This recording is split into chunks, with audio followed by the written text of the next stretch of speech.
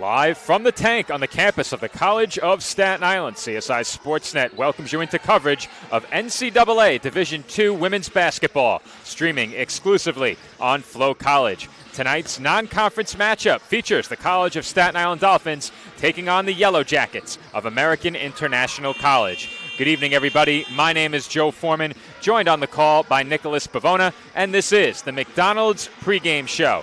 McDonald's is our scoreboard sponsor here at the College of Staten Island, and they bring you our pregame coverage ahead of every CSI Dolphins home game. And Nick, the Dolphins snapped a 6-game losing skid on the road at UDC on Saturday, and you got the sense that facing an 0-3 start in conference play, that's a game this Dolphins team really had to have. Tonight, they look to make it 2 straight victories, and standing in the way is a 6-2 Yellow Jackets team that is already 2-0 against the ECC. Yeah, Joe, it was really big that the Dolphins got that win. You know, you go into that game, a little bit of a losing streak for the Dolphins going in against UDC. They were 0-2, facing an 0-3 mark in conference play, and they really needed that game just to at least get back on the right track of things. And one big thing that did help them in that game was getting back one of their key players, that being Raki Kane.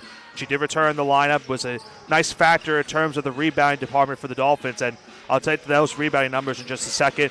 But Kyra Rose and Shanae Edmonds continue to really impress, Joe, over these last couple of games. Rose against UDC, 16 points, 10 rebounds. Edmonds, 10 points, 12 rebounds. Kane added another couple of rebounds as well. The Dolphins in that game out-rebounding the Firebirds 50-29 at the end of the day. So that's something that they really need to do today against a very strong American International team that's been pretty good in the rebounding numbers this season. They're coming off a win over Pace in their last game. As you mentioned, 6-2 on the season. And look what they did in their last game against Pace. They shot 56.9% from the field, 17-24 from the three-point line. So that's something the Dolphins need to contend with today. They got to make sure that they don't allow any wide-open threes on the outside. And watch out for Rusgar Christina Boyle, 27 points in that game against Pace, 9-13 from the three-point line. We're going to take a look back at the game against UDC that CSI played over the weekend a bit later in the pregame show, but I already touched on the importance of that game in the open.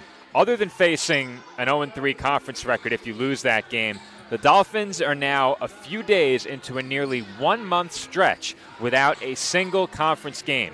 Tonight's game is the first of 4 non-conference matchups between now and the team's next ECC game on January 9th, and CSI's next 2 opponents enter the night with a combined record of 13-3. These games coming up won't have playoff implications, but we're certain to learn a lot about this Dolphins team during the next several weeks. Yeah, and it's, you know, when you schedule these non-conference games, Joe, you're trying to get a feel of what your team is going to do outside of the conference. And we saw what happened earlier on this season in their non-conference matchups. The Dolphins did not fare very well in those matchups against some of the top teams in the country. Now they face a Yellow Jackets team coming in at a 6-2 mark on the season. They've already beaten a couple of teams in the ECC as well this season. So that's something the Dolphins need to figure out here tonight. This is a good test for them, I would say. Getting an opportunity to play a team that's off to a good start on the year. If you could sneak away with the victory here today, and then you go into your next couple games outside of conference play, once you get back into conference play going into the new season, or the new year I should say, that would help the Dolphins a lot, getting that momentum and getting back into the top of the standings in the ECC. And you mentioned it already, Nick, but on the other side, the Yellow Jackets snapped a 2-game losing streak against Pace on Saturday. However, both of their 2 losses were by just 2 points. And before that 2-game skid, they began the season 5-0. What has made this team so tough to start the year, and who can the Dolphins look to hand the Yellow Jackets a 3rd loss here tonight? Who can help the Dolphins get there? How can they slow down this Yellow Jackets team? Well, you first look at, on the first side of things, at what this Yellow Jackets team has done this season. You look at their top 3 scorers on the year. They have 3 players averaging above double-digit figures per game this season. I mentioned Christina Boyle earlier on the day with that 27-point performance against Pace. 13.6 points per game on the season. Chelsea Reeves, 14.6 points per game, 5.3 rebounds per game. And then how about the performance this season of Kivana Bennett? 12.5 points per game, Joe, but the biggest number on her stat sheet is 8.3 rebounds per game. So we saw the Dolphins with great rebounding numbers against the Firebirds. They will need to try to figure out a way to stop Bennett from getting some rebounds in this game. So I'm looking for players like Kyra Rose and Shanae Edmonds who have been really hot as of late for this Dolphins team. Rose has been sensational, especially these last 4 games, double figures in each of those 4 games. So I'm looking for those 2 players to really play a big factor into this game, and maybe see as well if Raki Kane can get back into a groove of things. After playing her first game in a while against the Firebirds, can she get back into things in this game, her second game back from in action against a team that's been really doing good this season on the glass? And we'll get a look back at that matchup with the Firebirds from this past weekend when we come back. The Dolphins are hoping to make it back-to-back wins here tonight. And after this break, Nick and I take a look back at Saturday's win against UDC. That's coming up next when we return here on the McDonald's pregame show.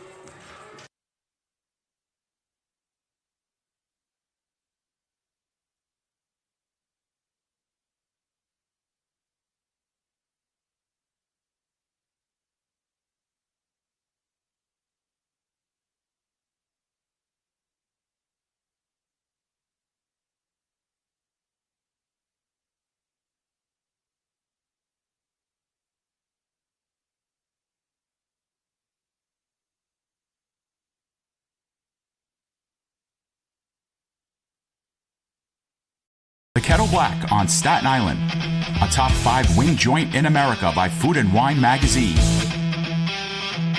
Serving daily lunch and dinner at the bar or on the floor. Perfect for family and group parties with top shelf drink and delicious food. From great times with good friends. Live sports and watch parties. To Staten Island's hottest nightlife. The Kettle Black features live music and DJs weekly. The Kettle Black features daily and nightly food and drink specials. The best Staten Island has to offer is at the Kettle Black. We'll see you there at the Kettle Black, located on 415 Forest Avenue, Staten Island.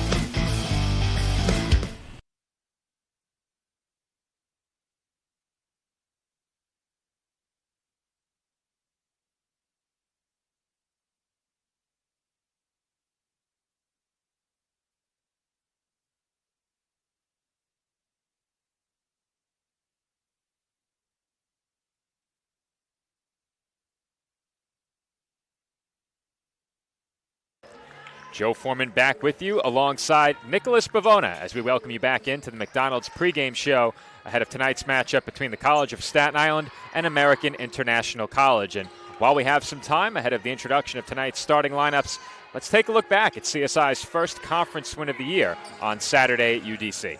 A big win for the Dolphins and a nice start in that first quarter as Ditto knocks down the open jumper for the 3. She hit a couple of big threes in that game as you get a look at a Raki Kane mid-range jumper, a welcome addition back to the lineup. And I mentioned Kyra Rose maybe being a factor in this game tonight. Gets an and one right there. Well, Rose strong to the basket, drew a lot of contact in that game, got to the line plenty, and that really helped the Dolphins slow things down a bit and get points from the free throw line. Here you see 3 more points from downtown.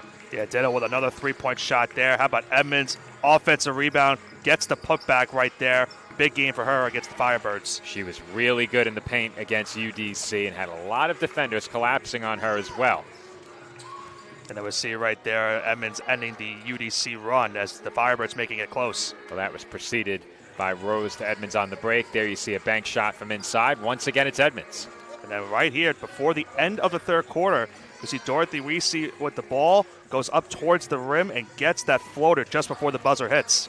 That's a big momentum swing at the end of a quarter. And speaking of momentum swings, once again, it's Ditto from 3. And then something that we've seen a lot, Joe, over the course of time from Kyra Rose, coast to coast with the layup. Big time bucket right there for the Dolphins, put them up 4. Running the floor, set up nicely. In transition was Rose. Fast forward to the next defensive possession, and once again it's Ditto with a big play, this time on a block inside. And we'll see right here, Raki Kane, though, missing 2 free throws with the Dolphins up 1 late in that game, giving UDC a chance to win the game. Well, Firebirds had their opportunity as well. Micaiah Smith drives, nearly got that shot to go, drew a foul. She also went to the line, and she misses both free throws as the Dolphins escape UDC with the win. And Nick, looking back at those highlights, I think it's fair to characterize that result as CSI escaping UDC with the victory tonight.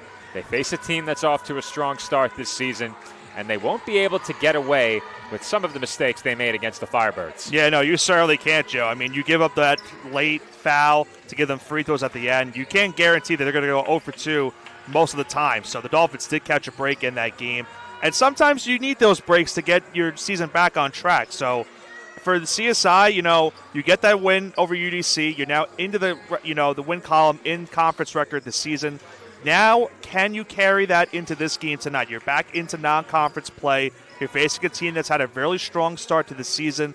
This could be a really big-time momentum boost for this team, Joe, tonight. If they can get this victory over a team that's 6-2 and has been shooting the lights out these last couple of games. And speaking of conference play, I took a quick look at the conference standings right before we came on the air, and things look very, very different for the Dolphins if they fall to 0-3 in the ECC. First of all, they would be the only 0-3 team. Instead, they're part of a jumbled mess in the middle of the standings right now where 5 separate teams have 1 win. You then have Deauville and Mercy with 3, and Damon back at the top of the standings once again. They're off to a 4-0 start in conference play, and I said it when we came on the air, Nick. That game was important to avoid that 0-3 start, and I think perhaps if you're thinking as the Dolphins about getting back to where you were last year in terms of your positioning in the ECC and earning a berth in the conference championship, you can't afford to lose 3 straight in conference play to begin the year. That win, no doubt, was a big one. They'll look for a big non-conference win on their home floor here tonight as we're about 20 seconds away from the playing of the national anthem and the introduction of starting lineups. This has been the McDonald's pregame show. When we come back, we meet tonight's starters and bring you opening tip-off in this women's basketball non-conference matchup. The Dolphins take on the Yellow Jackets. Coming up next.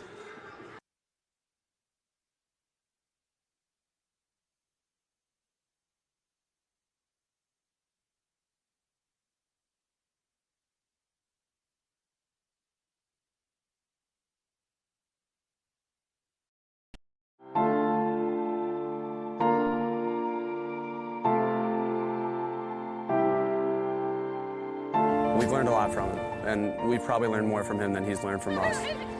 I think they're a real important part in my life. I can't describe it. It feels amazing.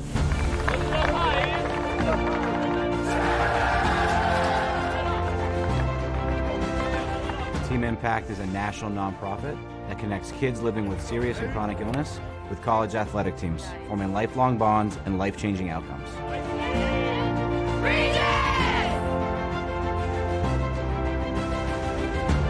me a break it! Break it! Can I have a hug?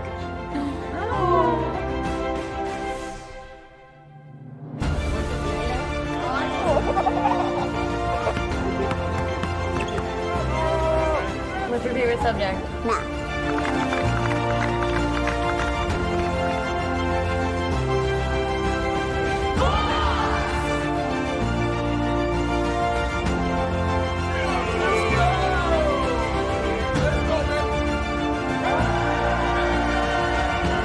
When you spread the word about Team Impact, you have the power to change lives.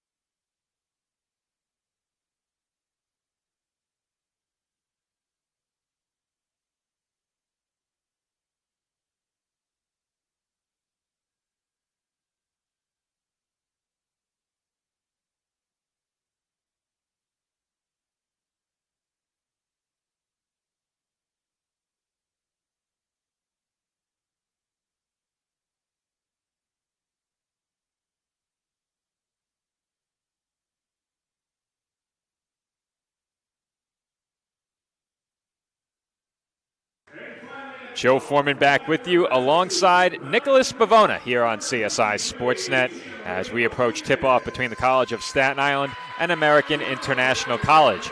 As both team starters are being introduced out on the floor. Nick, you have the starters for both teams. We'll start with the Yellow Jackets of American International College. Number 2, Chelsea Reeves. Number 4, Eden Munka. Number 10, Rusgar Christina Boyle. Number 20, Kivana Bennett. And number 23, Tia Marie Martinez. For the Dolphins, number 1, Stitchy Barnes. Number 3, Shanye Edmonds. Number 4, Kyra Rose. Number 5, Raki Kane. And rounding out the Dolphins lineup is number 22, Dorothy Weesey. And taking a look at the numbers for the Dolphins this year, overall they come in shooting just 35% as a team and 16% from beyond the arc. That being said, defensively, they've held opponents under 37% shooting. The big difference maker, however, opponents shooting over 31% from beyond the arc. And Nick, you made the point earlier in the pregame that the Dolphins simply cannot afford to leave this American International team open from distance.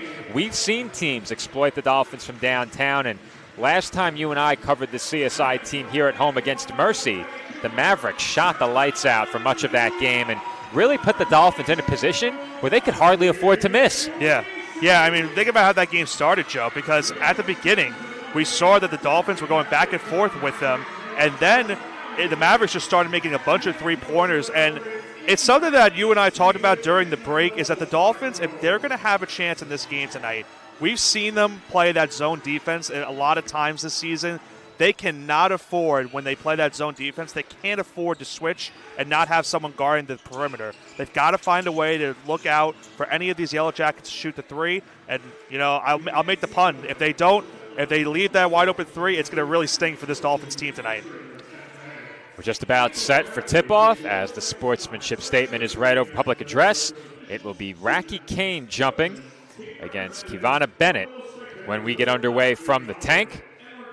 So far at home this year, the Dolphins 1-4. They are 3-7 overall this season. 1-2 in conference play, and in their non-conference games thus far, 2-5. I was going to make the joke that would be my only pun of Yellow Jackets stinging. Usually when we have these games, we at least try to throw in one. We've been pun heavy for much of Sportsnet's lifespan. The last game, you were very pun heavy. One of many reasons we're missing our colleague Nick Durst on the call. Feed inside goes to Raki Kane. She backs in, goes to work with the floater, and the Dolphins are on the board first. And that's a tough matchup inside. Kane and Bennett is going to be the matchup to watch tonight, Joe. And Kane wins the early battle right there, getting the first points of the night. Bennett on the drive, can't finish off glass. Long rebound was tipped and corralled. Quick jumper by Christina Boyle results in a foul call. Now, we don't know if Christina Boyle is a hyphenated last name or a first name. Her first name, Rusgar, followed by her middle name. That is not clear. So I think we'll have to go with Boyle, Nick. Okay. Though Seth is right across the gym. We could always ask. You could ask, yeah. You want to take a jog over there during the next timeout? I've taken a couple of jogs over there. We could ask Steph. Yes, and Steph can tell us. Yeah, Steph can tell us. Well, for now, Boyle at the line, and the first free throw rattles out. I have to say, I don't believe I've ever seen Christina as a last name. Yeah. So I think we had it right with Boyle. So it was funny. I was looking at the stats last night, and I thought initially that was her first name, thinking because of how the stat sheet looked like. Yeah. And I'm thinking, I don't really see often a Christina last name, and it fooled me too. Nice feed there from Barnes. Finds a cutting Rose who draws the foul. And the Dolphins will head back to the free throw line after AIC just attempted the game's first two free throws. And something that we've also seen so far this season, Joe, and we saw it early in the season in the conference challenge, the Dolphins immediately going up the court after that free throw, setting that up-tempo offense and setting up free throw opportunities for Rose. First free throw by Rose is good, and we've said it more than once this season already, Nick. If she can hit her free throws, she becomes a much more dangerous player. Shooting at 60% this year. She goes 2 for 2. And the Dolphins lead it 4-1. And I really feel like this last four-game stretch that she's had is one of her best stretches of her Dolphins career. She's been really strong offensively for the Dolphins in these last 4 games. Three-pointer on the way, a bit too strong by Boyle. Very strong rebound right there by Barnes, and a perfect pass to Edmonds. Barnes for Edmonds, who can't finish, and the rebound is secured by Bennett. But speaking of the last 4 games for Kyra Rose, double figures in all 4, 24, 11, 17, and 16. However, only one of those games the Dolphins win, and that's something this team, of course, is looking to turn around as the Yellow Jackets throw it away and the Dolphins force a turnover. And that's exactly what I'm talking about, Joe. If they keep switching on the defense and keep rotating on that zone, it's going to force turnovers like that to happen. That's a good job by CSI, not allowing the open 3 on the outside, and they force a turnover up 4-1 early in this game. Dolphins have committed 195 turnovers this year. They've forced 170. And when they've struggled, they've turned the ball over a lot, as Edmonds banks that in off the entry pass, and the Dolphins have an early 5-point lead. And the Dolphins, you see early in this game, Joe, are going inside of the paint now. 2 of their field goals, first from Kane, now from Edmonds that time around. And you get a look, Edmonds definitely with a size advantage, Kane with a size advantage as well. Albeit a bit slight, at least in terms of Kane, as Edmonds was fouled following that rebound. They'll bring the ball back down to the other end of the floor. And you'll see that size mismatch inside by Edmonds right here, getting that pass from Kane, and gets the 2-pointer right there to put the Dolphins up 5. Well, I mentioned that Edmonds looked to score quite a bit inside during CSI's last game, and for Edmonds this year, she's still shooting 50% from the field. Kyra Rose, 50% from the field. Those two have done really good work around the basket, and when given some space, they've shown the ability to knock down those mid-range jumpers as well. I thought immediately as you said that, Joe, Emma's was about to shoot. Kane was doubled briefly, and she traveled. And we've seen that a bit at times as well. Dolphins getting inside, going to work in the paint, and giving away possessions with travels. And, I mentioned Kyra Rose's stretch over these last couple of games. So speaking of Rose, she forces the turnover. And she's been really good in these transition opportunities, and once again, she converts on the break. And once again, she goes coast to coast with that play, forces the turnover, gets the lay-in, but the Dolphins get caught slacking on the defensive side. Well, you hate to see that at any point in a game. The bench was calling it out as well, but during a stretch where you've played really well, you hate to give away 2 easy points, and they take 2 easy points back. It's Edmonds once again, and the point I was going to make before, Joe, is I mentioned Kyra Rose's last 4 games, but Edmonds has also been pretty impressive these last couple games as well. And something not to be overlooked is Kyra Rose's ability as a passer. A very willing passer, especially in transition. As that 3-pointer rattles out, Dolphins have the rebound. Weesey secures it off of the miss by Martinez. Dolphins out to an early 10-3 lead. One of the best starts we've seen for the Dolphins all season, Joe, in the first couple minutes of the game. Barnes swings it, Edmonds. 10 to shoot now. This is Rose on the wing. She uses the Edmonds screen, 5 to shoot. Kane left open.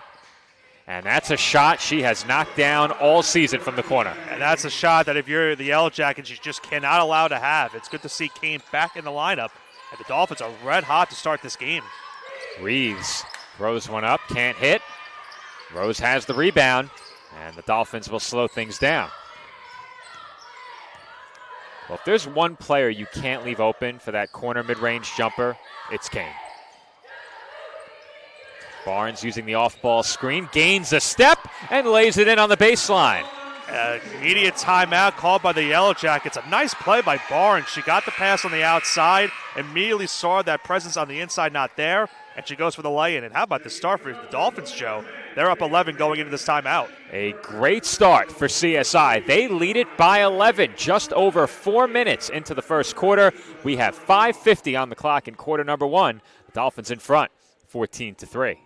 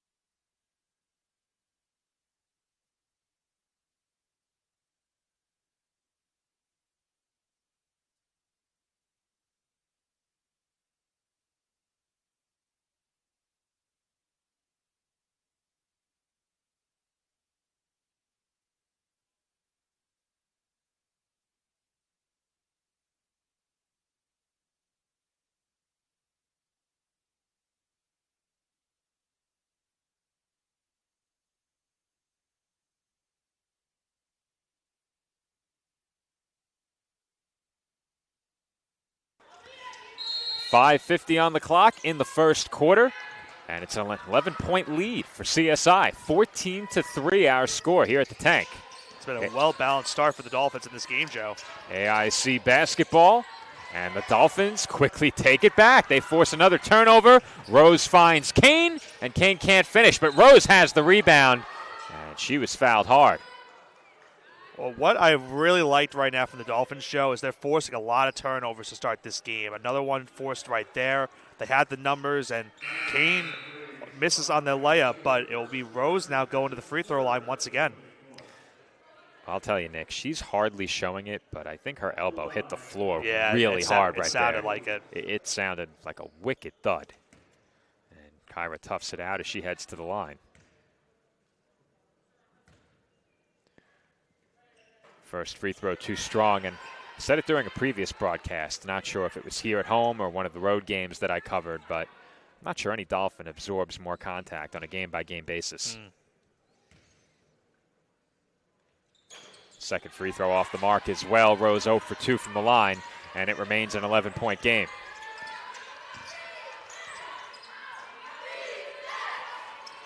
Yellow Jackets looking to work it inside, could not find a lane. This is Reeves, defended by Kane. Briefly lost the handle. Now Gurley for 3. Off back iron, and the rebound was brought in by Bennett. A new 20 on the shot clock for AIC. Gurley thought about another 3. Good switch right there by Kane. Reeves on the drive. Lefty layup is good. Well, the Dolphins got the switch to avoid that three-pointer from happening, but a good job by Reeves going past Rose for the bucket to put the game back into single digits. Dolphins now lead it by 9. This is Edmonds, and she is fouled. Dolphins headed back to the free throw line here. Fourth foul now on the Yellow Jackets. Dolphins about to attempt free throws 5 and 6 as we've just crossed the midway point of the first quarter. Free throw no good off the back rim again. Well, if you're the Dolphins coming in shooting around the 35% mark this year, you need to capitalize on your opportunities at the line. And Edmonds goes 1 for 2. Yeah, the Dolphins have missed their last 3 free throws up until that last made one by Edmonds. So you're right, Joe. They can't afford to give up missed opportunities. They got to make their free throws. This is a team that gets to the line quite a bit. That's a nice feed to find the cutting Reeves. Pass came from Bennett. Reeves drew the foul, and more free throws coming up. Yeah, I mentioned Reeves at the beginning of our broadcast, one of the 3 players on this team with double-digit figures in terms of points per game this season. And she goes to the line for 2. Free throw by Reeves is good.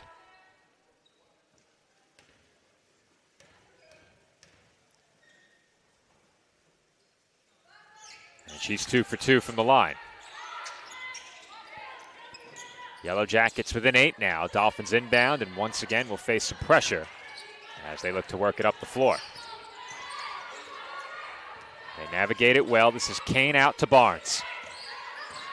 Barnes' bounce pass inside was kicked. And they got a big break there, Joe, with that kickball violation.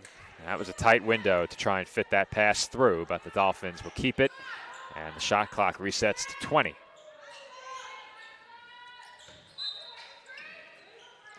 Barnes, the inbounder from the baseline, finds Rose.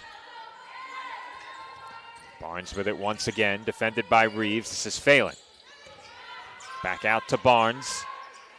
Entry pass for Edmonds. She's doubled, and Edmonds can't finish the scoop.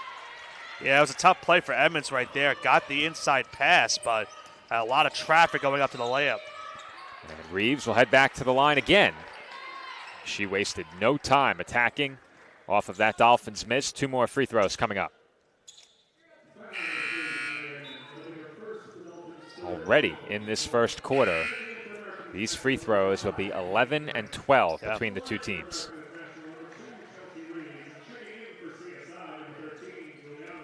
A few minutes ago, that wasn't the case. The whistles have been starting to go here late in the first quarter. Reeves off on the first free throw. It stays an 8-point game.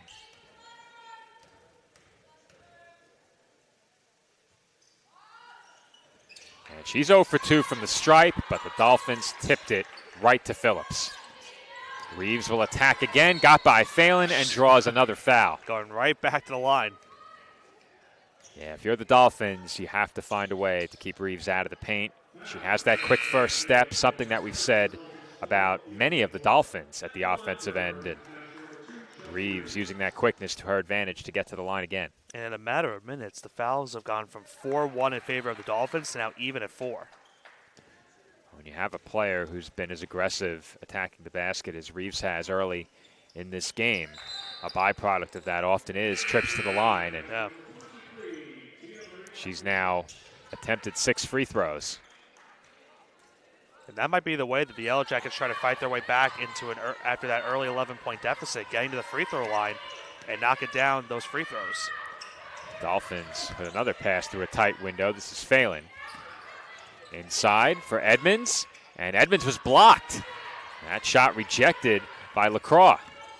You're seeing now that zone defense that the Yellow Jackets are using, and it's been working these last couple of possessions.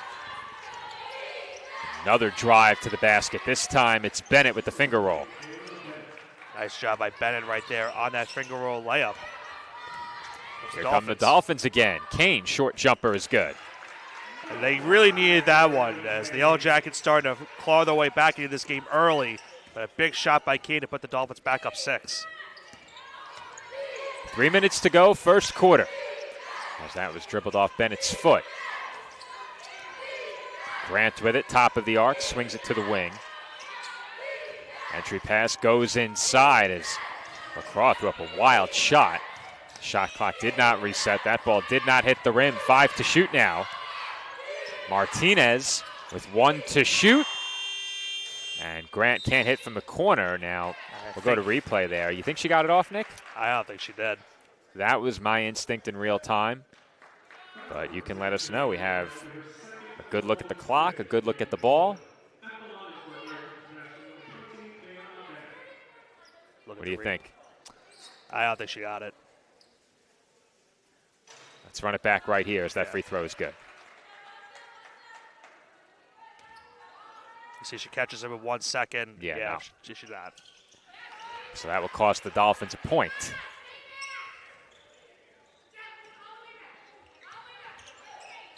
Make it 2. Kane now almost trapped at center court.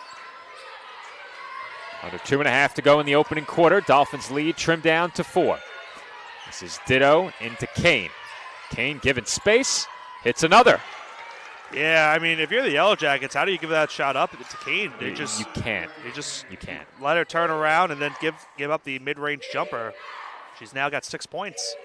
There's one Dolphin that you can't give room from the mid-range right now with how she's shooting. It's Kane.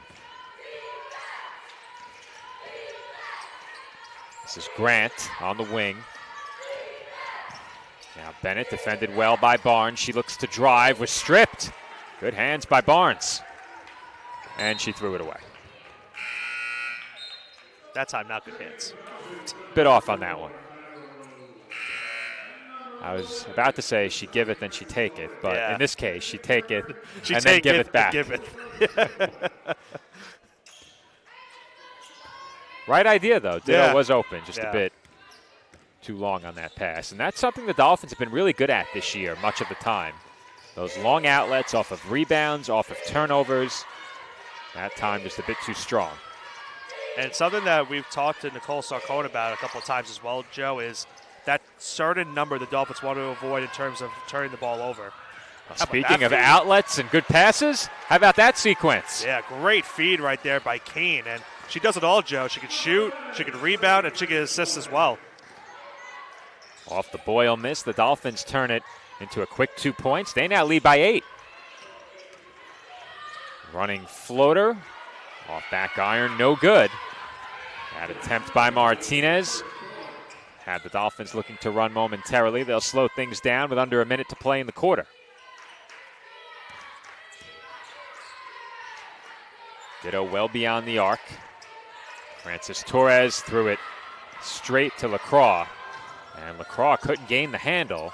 Kicks it outside. Deep 3 by Grant is good. Yeah, that one was a long-range shot right there by Grant, but that's a really costly turnover right there, Joe. That can't happen if you're the Dolphins with the two players right pretty much almost simultaneously right next to each other. That pass was telegraphed as Kane is left open for three. And the rebound was secured by Boyle. Kane almost got back on top of it. They got numbers. She was slow to get up. It's 5-on-4, and that three rolls off with 10 seconds to play in the quarter. Might have been a foul underneath the rim. 5 seconds to go. Barnes looks to drive, gets inside, count the basket, and one.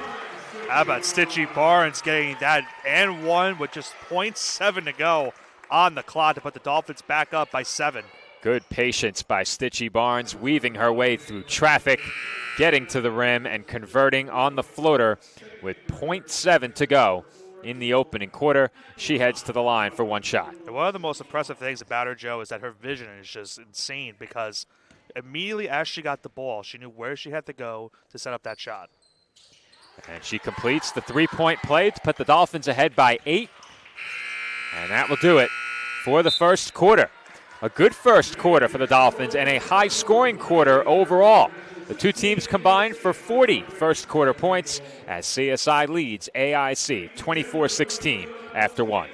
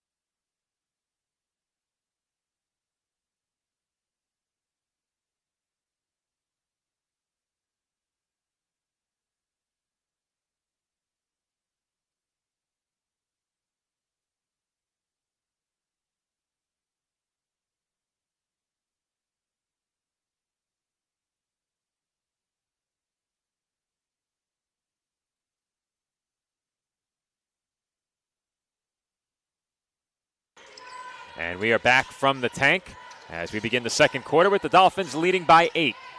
And Nick, I think it goes without saying for you and I anyway that that's probably the best first quarter the Dolphins have played here at home since the season opener. Yeah, no question, Joe. Both sides of the ball, they're really looking out in this game. They're forcing turnovers, getting some mid-range shots, and it's been a really good, strong start. But AIC is finding their way back into this game. And off the air ball, the offensive rebound and putback no good by Boyle. Rose looking to push, kicks it out to Francis Torres. Barnes in the corner now. Don't know if Ditto got a hand on that second chance shot. Well, we saw in our highlight package during the pregame, certainly capable of coming in from behind and blocking shots, and she's also capable of hitting threes. That one no good. Boyle with the rebound. Boyle now kicks out. Martinez swings it. Monka into the corner. And the three-pointer is good by Martinez. That's a big shot by Martinez right there. As I mentioned earlier on, this Yellow Jackets team will shoot given the opportunity, and Martinez was left wide open for that three. Dolphins now lead it by 5.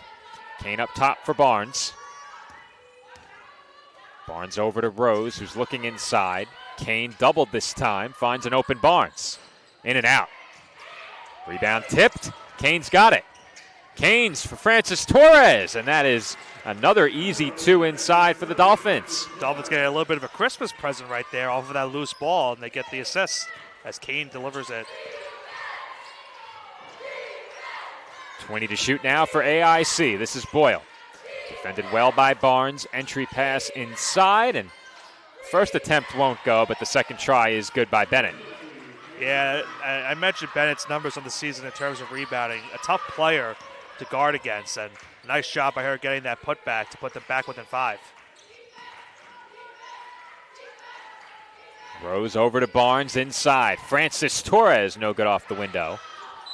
Last touched by AIC. Maybe a second look at that last sequence as Kane gets the loose ball, finds underneath the rim. That being Torres, has put the Dolphins up 7 at that point. Current Dolphin lead is 5 with just over 7.5 to play here in the second quarter. Boyle for 3. Off the back rim, no good. And a good job there by Weesey Yeah, to got the box inside out position. and get her hands on that. Yeah. And she's getting an opportunity, Joe. I mean, she's now in the starting lineup for the Dolphins here tonight. And getting that rebound's a good one because she was, or at least forcing that foul off of the rebound was very good. Got the positioning, got into a tie-up. It gets the first foul of the second quarter. I was curious to see if they gave her the rebound, and they did. That's how I would have scored it too. Give her the rebound and then the foul. Tight window on that pass once again, tipped and stolen by the Yellow Jackets. Here comes Reeves now, crossing over. Cross-court pass finds Boyle on the wing. Boyle defended by Barnes. Dolphins switch well there. Hop step, and Monk unable to finish. That one off the base of the rim. The bank shot won't go either for Bennett, and we will stay right here. Yeah, that's something the Dolphins got to avoid, Joe, right now, is that giving up those second chance opportunities. The Yellow Jackets are finding their way back via the second chance points, and they had 3 chances right there, and they'll have a chance at number 4 right here. Reeves defended by Rose. Swings it to the wing, and Martinez knocks down a 3. Another big 3 right there by Martinez, and that goes back to giving up those second chance opportunities. 4 chances for the Yellow Jackets, and they finally make the most of it with that 3-pointer by Martinez. Well, before that, Nick, the Yellow Jackets had 9 second chance points. They now have 12. That's half their scoring. Yeah. And Reeves probably shouldn't have kicked that one. Definitely did that intentionally, and the shot clock resets to 20. Speaking of the stats desk, a unique combination we have here tonight with Seth and Joe Calabrese. Yeah, I was going to try Seth's last name, but I don't want to butcher it. He's not on the pronunciation guide. That's fair. He needs to give himself some credit and put his pronunciation on there. That'd be something, the SID's pronunciation at the bottom. Now, would you do your name if that was the case? Anybody who can't pronounce my name. Yeah, I know. I mean, that's really rough. As that lay-in will tie the score. Sarai Gurley goes right to the basket, lays it in. Timeout Dolphins, and we're all knotted up at 26. 5:59 to go in the second quarter. Dolphins and Yellow Jackets all even.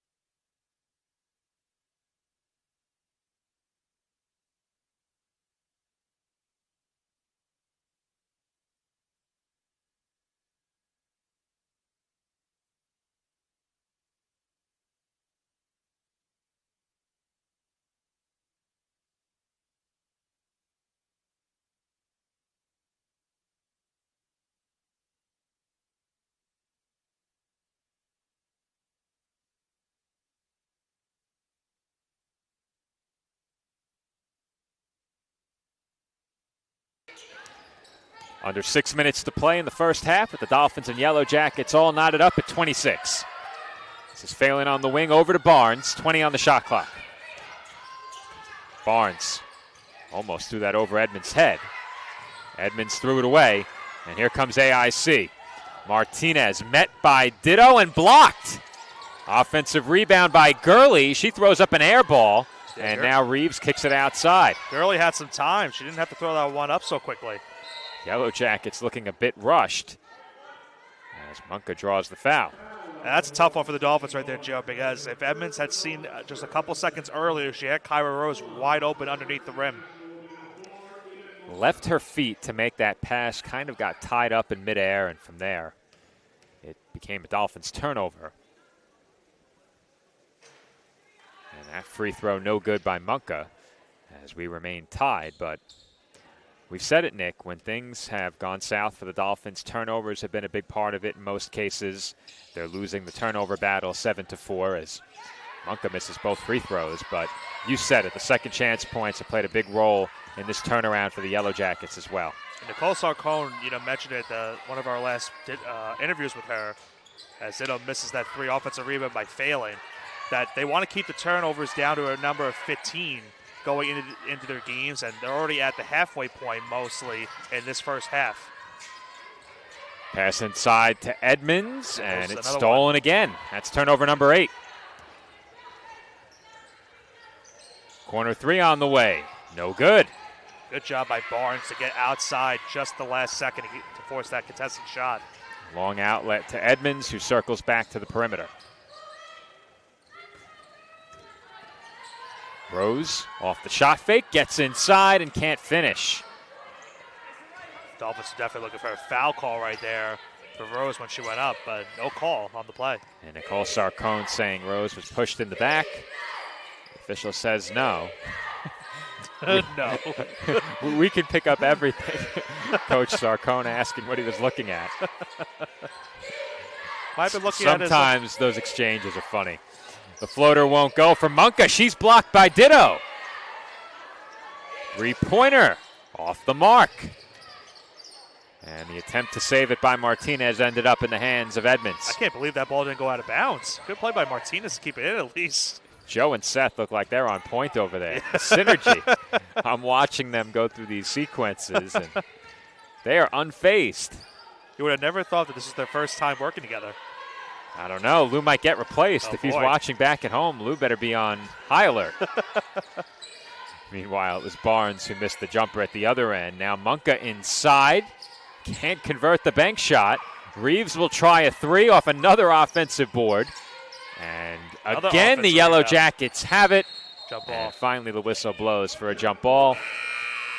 Go to the Dolphins in the possession arrow. But, yeah, this is definitely concerning right now, Joe. The Dolphins are struggling to get rebounds at this point and allowing too many second chance opportunities for the Yellow Jackets. And thankfully for them, these last couple possessions, AIC has not been able to capitalize, keeping this game tied. We've been stuck at 26 now for what? About 2 minutes? 2 minutes and 30 seconds? Yeah, give or take. I think we came back at what, 5:59? Yeah. Somewhere in that range. It's been a few minutes. The Dolphins have been held scoreless for 5 minutes and 4 seconds now as Rose can't hit the mid-range jumper. Yeah, the hot start that they got to start this game has now gone ice cold. Reeves to the basket, gives AIC the lead. How about that Euro step right there to get past Rose? That's a great move by Reeves. She's having herself a nice first half. That was a really nice move by Reeves. We've seen a lot of good things from her at the offensive end. Phelan for Rose. Barnes in the corner. Draws a foul. And you could see it, Joe, also. The spacing that the Dolphins had in the first quarter that allowed them to get some mid-range shots, it's not there right now. AIC is doing a great job of rotating and not allowing any opportunities on the outside perimeter. So it's a good job by this team to have adjusted on the defensive side. That's a big reason why the Dolphins have gone ice cold these last couple of minutes. Just shy of 2:40 to go. Dolphins still looking to break that scoreless stretch. I think if there's one positive to take away as the Dolphins turn it over again, it's that now. Despite failing to score now for well over 5 minutes, they've managed to, at the very least, stay within 2. If this game hasn't gotten away, that early lead they built has served them well to this point. That being said, you'd really like to figure things out before halftime. Yeah. got to figure something out, and you would like to get a field goal or some type of points at least before this half ends because, as you mentioned, it's been 5 minutes and counting since the last Dolphins made points. Boyle has it over to Grant on the wing. Now Reeves up top, defended by Kane. She looks to drive, gets inside, and banks it in. Yeah, Reeves has just been incredible in this first half. Took the shot from Rose and still made it off the glass. Just over 2 minutes to play in the second quarter. AIC now leads CSI by 4. Singer swings it to Phelan for ditto. Way off, and she's claiming she was fouled. And that one, I would suspect, Nick, might be obvious on replay. If there was a foul, let's get a look. I mean, ditto typically does not miss a shot like that. And that one was not remotely close. I'll have it next whistle. We don't have a great view from in tight. Maybe the alternate camera picks that up better, as we have a foul at the other end. Free throws coming up for AIC. Let's get one more look at that three-point attempt. Let's see if we got anything on the close-up look. Yeah, I don't have the monitor tonight. What do you think, Nick? It's really tough to tell from that angle. Maybe the I think that's probably the best angle, but let's get one more look from the other angle. We'll wait until after this free throw. Free throw number 7 for Reeves is good. She's now 5 of 7 from the line. Yeah, it's really tough to tell from that angle. But I agree with you in the sense that it's really one where you don't see Ditto missing a shot like that very often. So it might have been the case of why that shot was redirected off of the side of the glass. So in this case, we defer to the professionals. If video replay can't pick it up, then I think you have to defer to the call on the floor. That's one of those indisputable calls that you really can't overturn.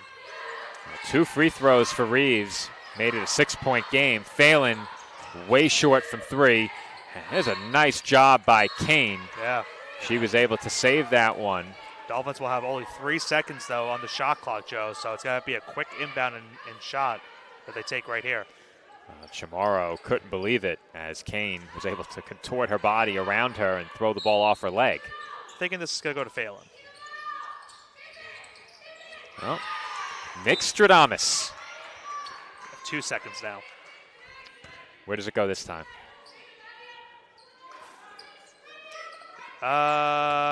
Kane. I was going to say Kane. Air ball on the floater. I think once I saw her post up, you could see what they were looking for. But, Nick, as you and I being commentators were able to see it, the Yellow Jackets also saw it right away, and they immediately double-teamed. Yeah, their defense has been stifling these last few minutes, and Dolphins' cold stretch continues before this half ends. Just over a minute to play in the second quarter.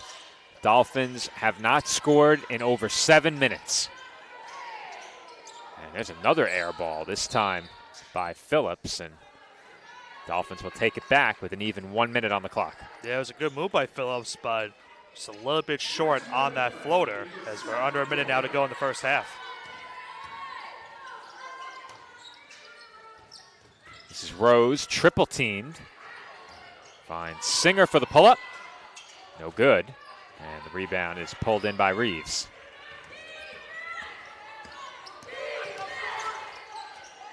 Yellow Jackets could have gone 2 for 1 if they hurried. This is Boyle.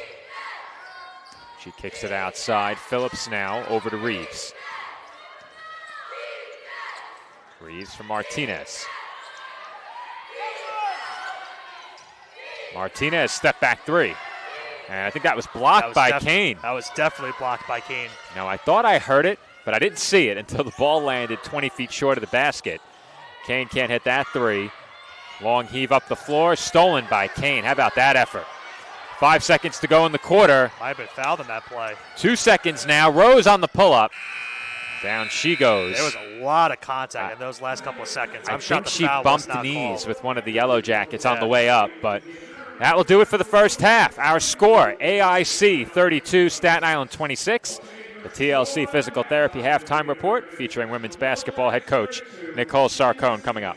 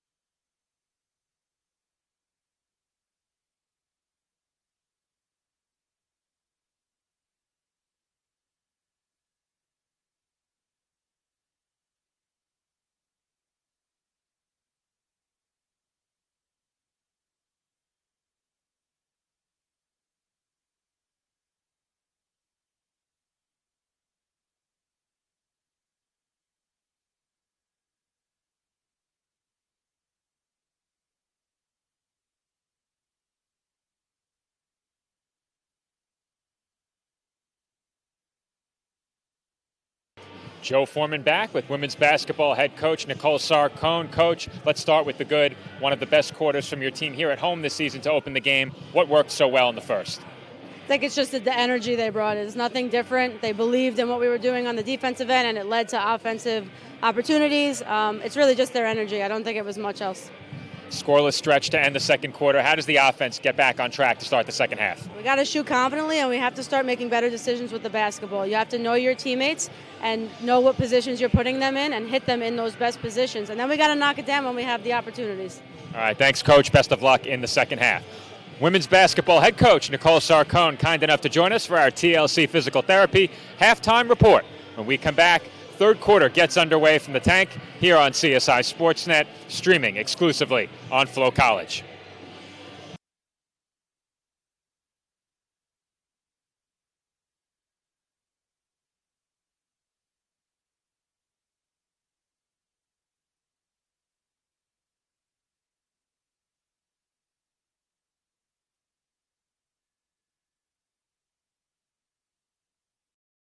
No, I'm right. The podcast that uncovers the origin stories of some of the biggest names in sports, media, and entertainment.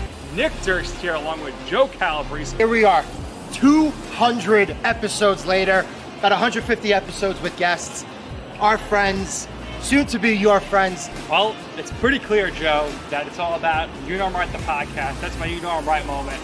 Wanted to do a podcast, and everyone was like, what are you, crazy? Who's going to listen? You're not going to get guests. Well, guess what? I'm the best when it comes to getting guests. You could vouch for that. I am so happy that you asked me to do this. I couldn't have been more thrilled. And follow us on socials, check us out. I promise you, if you want to work in media, whether you work in media now, whether you want to quit your job and work in media, come to us, and I promise you, we will get you on the right foot. That's what it's all about, uncovering the origin stories of some of the biggest names in sports, media, and entertainment. Keep it locked on You Know I'm Right.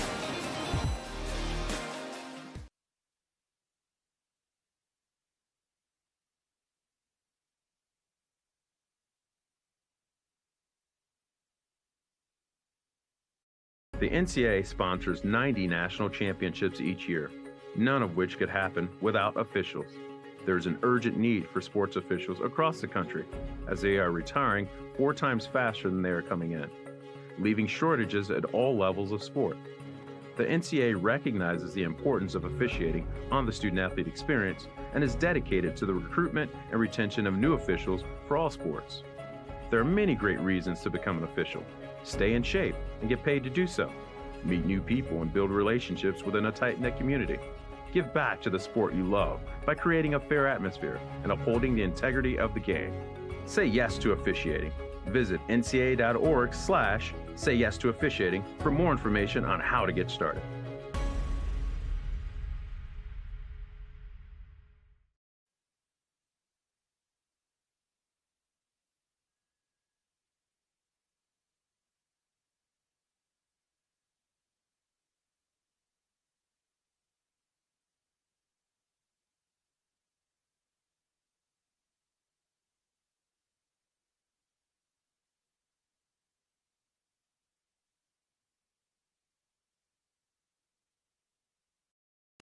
Hobra, a taco joint, Staten Island, where we're proud to have shared our family-first spirit with people from throughout New York City and the world.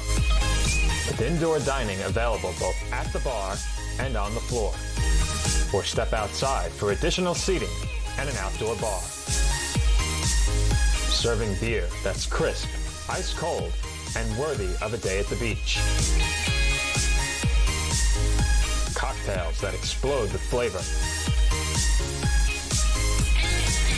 And great food made with the freshest and healthiest ingredients available. Events feature food and drink specials, live music, and the best of Staten Island nightlife.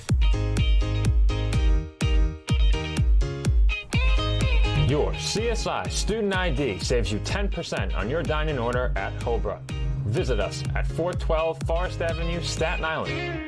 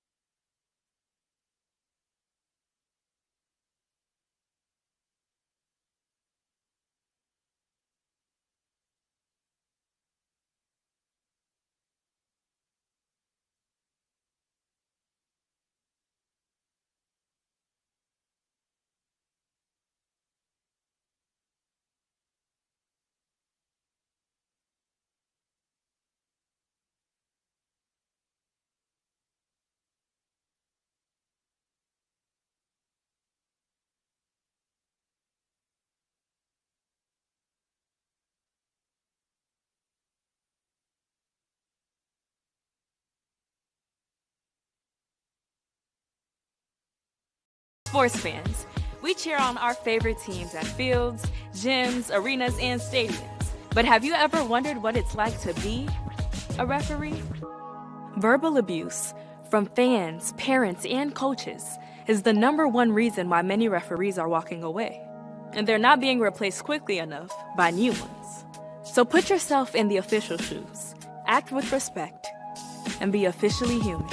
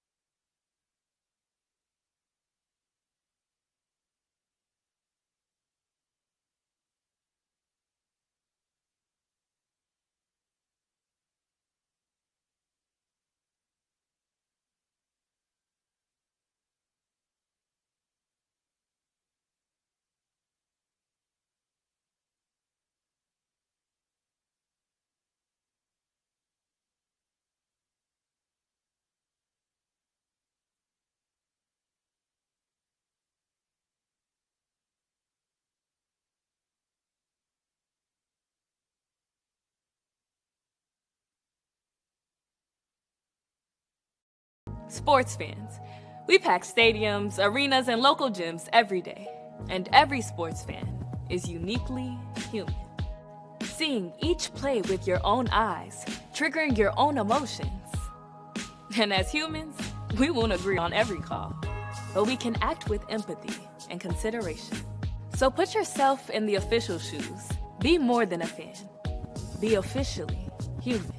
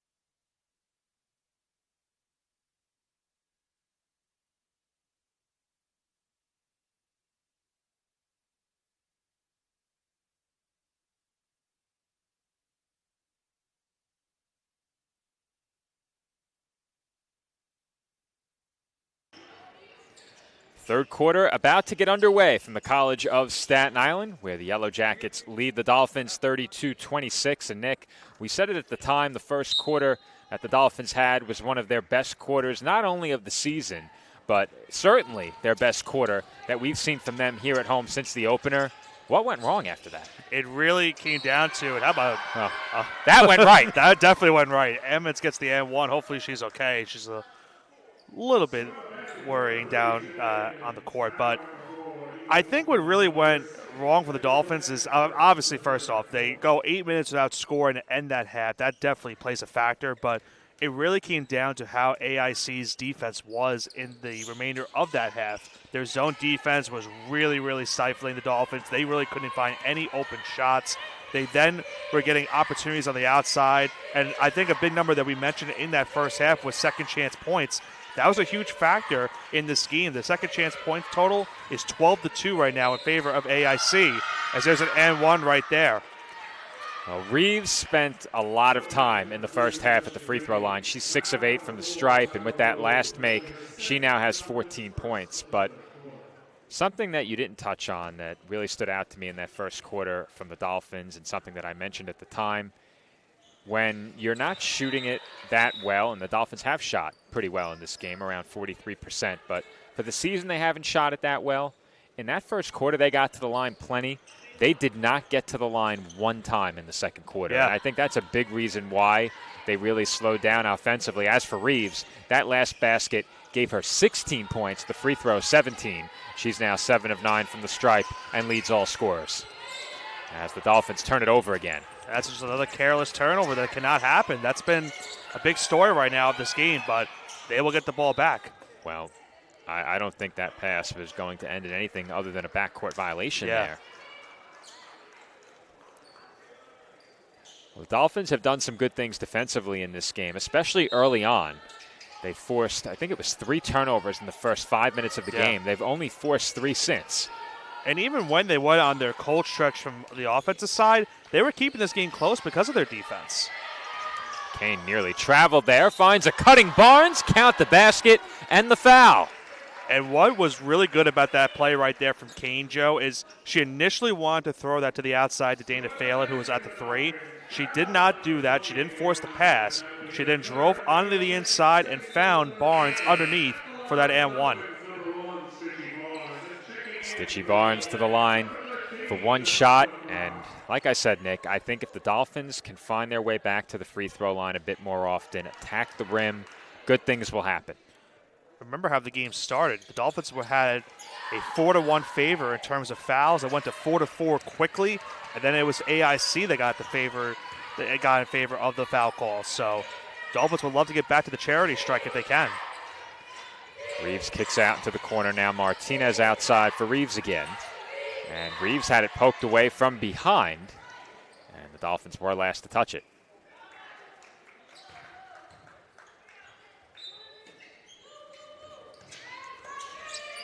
Reeves has it again off the inbound, defended by Rose.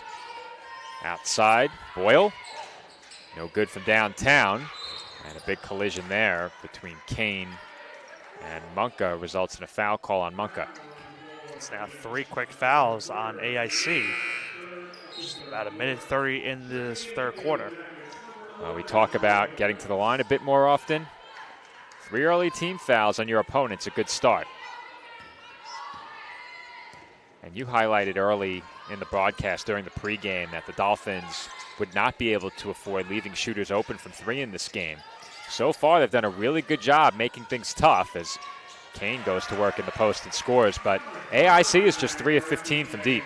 Yeah, they haven't really had a lot of open looks in this game. And even when they've had those open looks, they haven't shot the ball well from the 3-point line. And you kind of see that sometimes when a team can shoot at a rate that they were shooting 50% their last game. You kind of see a little bit of a slower turnaround afterwards. The law of averages. This is Boyle on the runner. And she ends the Dolphins' run.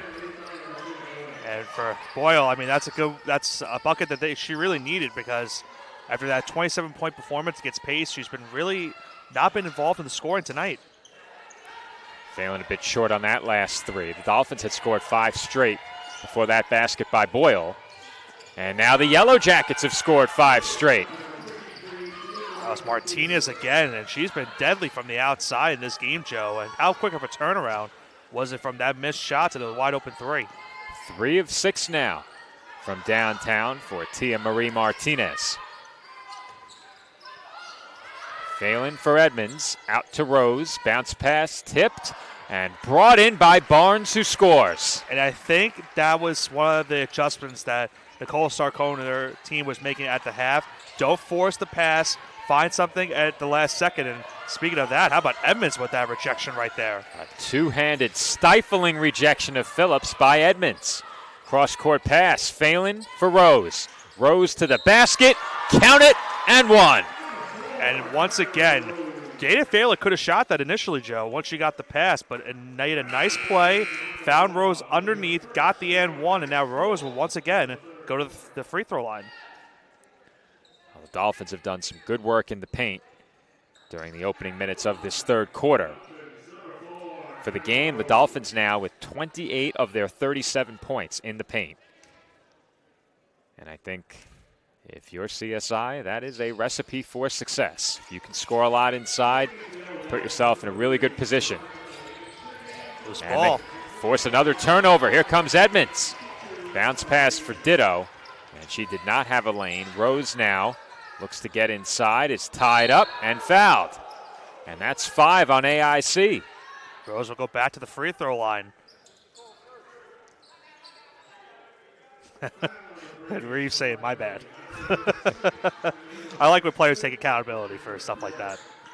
Well, you know me, Nick. I'm all about people taking accountability for their successes and for failures, their mishaps. Yes. If you made a mistake, own it. Maybe I shouldn't have said failures, but yeah. Well, we knew what you meant. If you make a mistake, own it. I am not a fan of excuses. Yes. There's only one person on the crew who can never be wrong, and he's wearing my headset right now. That would be me. Rose at the line, hits the first free throw. Now, what I would have said to me, Nick, is Rose going to hit both free throws, yes or no? And you could find out whether or not I could never be wrong. But if you had asked, I would have known that she was going to hit both. Don't want to jinx the free throw shooter. That's the only thing. Yeah. I think fans of AIC would have been okay with that. Yes. This is Reeves deep 2, and she buries it. Reeves it feels like she cannot miss right now. She's just been really strong in this game. A huge reason why the Yellow Jackets have this lead right now. Rose over to Ditto. Inside Weesey, double teamed. Finds Barnes in the corner. She spins and kicks out. And Edmonds hits a corner jumper. How about the ball movement these last couple of minutes, Joe? The Dolphins have been getting heavily pressured on the double team, and they're still finding open passes. And a nice shot right there by Edmonds. I could hardly keep up as Weesey commits the foul there on Gurley. She can hold her hands straight up, Nick, but that was certainly a foul.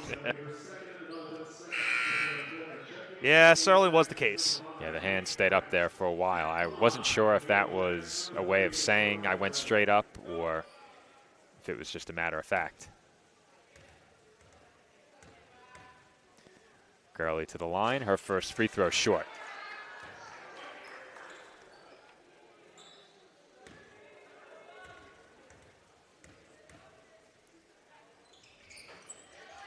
And that free throw also no good. The Dolphins stay within a point. Have a chance to regain the lead for the first time. Barnes over to Rose. Now Barnes on the wing. Cross-court pass back to Rose. Ditto from the corner. And she rattles in a 3. Dolphins starting to heat up, Joe, after that really cold stretch to end the first half. They have really started the second half off with a big bang as Ditto knocks down the 3 to give them back the lead. A GD3 puts the Dolphins in front, and they have the rebound off that miss by Grant. Now Barnes for Weesey. Bounce pass stolen.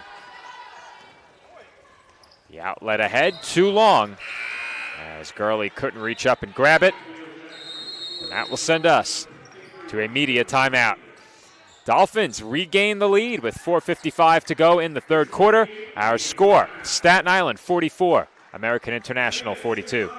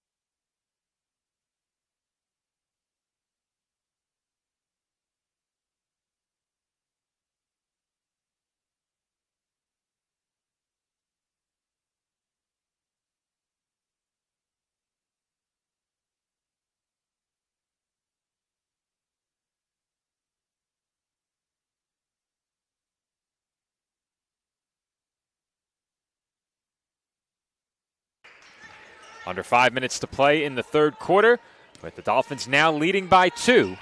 And much like they started the first quarter, Nick, they've started the third strong, as Ditto can't hit that 3. Tag would have erupted at that one. That went down for Ditto. Off the fake, Gurley can't convert. Bennett with the putback, and she's done really good work on the offensive glass. And once again, it's another second chance points right there for the Yellow Jackets, and you said it, Joe. She's been really strong tonight on the glass, and a big reason why they're getting those second chance points. Weesey out to Barnes. Back inside for Weesey, and it was not tipped. Weesey threw it away. That might have been a fastball right there that she threw off that pass, and that might be the reason why the turnover was forced. Well, I thought for sure that ball was headed for the right corner relative to where we are top of the screen relative to the camera, and it just went straight up the wing to nobody. I thought for sure it was tipped. Bennett off the spin. Can't convert. Rebound Edmonds. Good job going up right there by Weesey on the defensive side. And the Dolphins with another unforced error there. I think when you look to play fast, as the Dolphins have for much of this season in the games we've covered, you'll get one of those every once in a while, but to get it with your entire offense across half court stings a little bit more. It's a couple of times in this game where they've had a pass like that go out of bounds, trying to go up the up-tempo offense. Yellow Jackets move it around quickly. Now Martinez with tough pass, able to find Bryant underneath for the lay-in. How fitting. Bryant, number 24. Now, if only we had a Bryant number 8 on the other side. Sure. Edmonds had her pass tipped and stolen. Dolphins getting a bit sloppy again here as the Yellow Jackets score in transition. Yeah, another turnover forced by AIC, leading to a quick transition fast break bucket, and they're now back up 4. We've mentioned a lot of stats like second chance points, how many free throw attempts the Dolphins have had, the shooting percentages, but I think, Nick, ultimately what it's boiled down to in this game is when the Dolphins have taken care of the ball, they've had the better of play. And Nicole Sarkone's reaction right there, emblematic of what this team has gone through. That says it all right there in that play. And after one was a good start to the quarter where they were really doing well in terms of moving the ball around. Now it's gotten a lot of sloppy these last couple minutes. So we kind of what we saw at the end of the first half. It's just been really, not really good ball movement by the CSI these last 3 or 4 minutes. I think what you need to do if you're the Dolphins, slow it down for a possession or two, give Kane a touch under the basket, Rose a touch under the rim, and if they can draw a double, then you move it. But I think you try and get something set up for one of those two players to get an attempt around the basket here. And I think also maybe slow it down a little bit too, because it seems like they're still trying to go fast, but them going fast has forced some of these turnovers that they really need to try to avoid having happen in these next couple of minutes. That's exactly what they did, Nick. It's exactly what they did. That was the play. I think that's a really good call by Nicole Sarcone to try and get Kane a touch, and she had a great look. Just couldn't finish, but if I know, the Dolphins bench certainly knows. They don't need my advice, but I think that's the right thing, and if the Dolphins can do more of that, they should stay within striking distance. If you're AIC, you're looking to continue forcing turnovers and harassing the Dolphins on the outside into those turnovers. 2:06 to go, third quarter. Yellow Jackets in front by 4.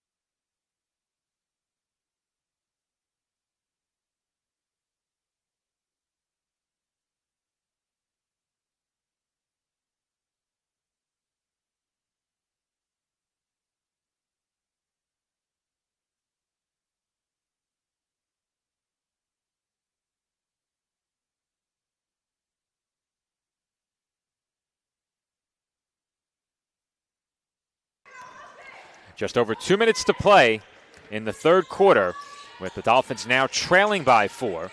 CSI led 44-42. AIC has scored the last 6.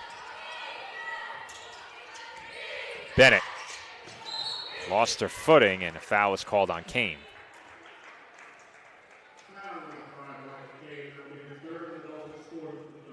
And we talked about the Dolphins got to the bonus a few minutes ago, and I feel like that will be something that can help them in the remaining minute 49 to go in the quarter, but it's now free throws upcoming here, and the first one's knocked down by Bennett.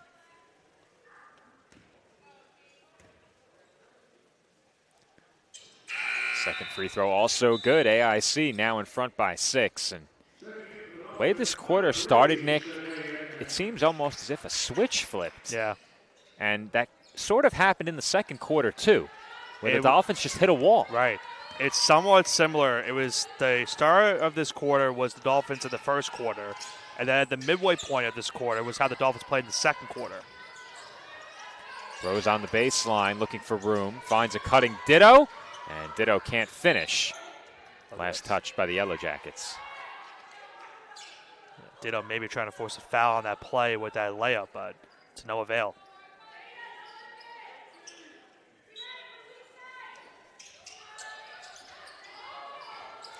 Inbound goes to Phelan, last touched by Reeves, who is left in disbelief following that call.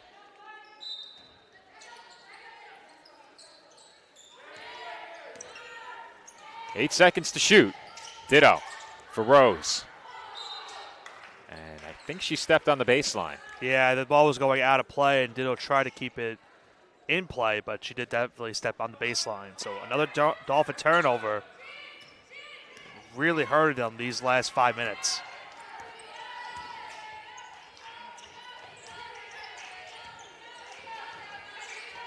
Reeves outside on the drive with the left hand. Phillips can't finish, and she had the offensive rebound but lost it.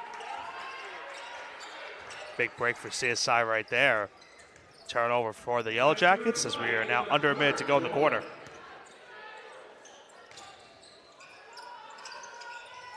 Jumper by Edmonds is good. That's a tough shot from the mid-range. Yeah, hand in her face, and it ends the Dolphins' scoring drought right there. Back within 4 with about 40 seconds to go.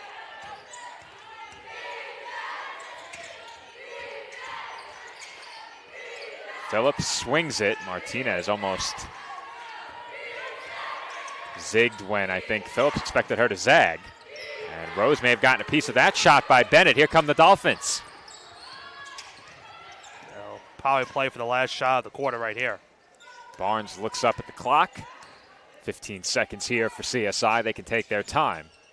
The deficit is 4, and now it's 1. Dana Phelan from downtown. Well, why take your time when you have a wide open 3-point shot right there by Phelan?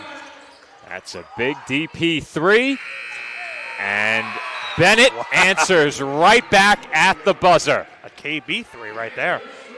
Very much so. AIC now in front by 4.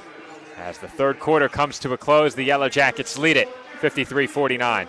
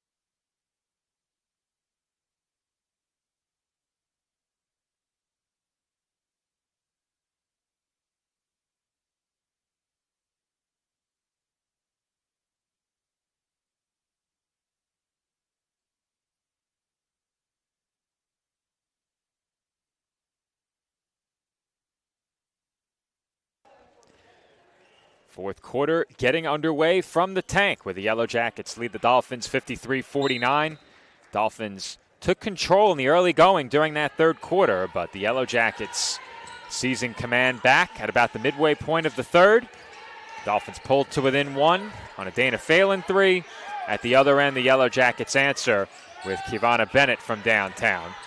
That last three-pointer, no good. Another offensive board for AIC, and 2 more second-chance points for Bennett. And Bennett just taking advantage of that size differential inside of the paint. And you mentioned it, Joe, another second-chance opportunity, and once again, it's second-chance points for AIC. Barnes short off the front rim. Rebound, Boyle. Boyle into the corner, and Gurley traveled off of that head fake. Just when it seemed like the Dolphins had that momentum, Joe, to end the quarter, I should say. That Phelan 3, it was immediately Bennett that knocked down the 3 to end the quarter on the buzzer beater.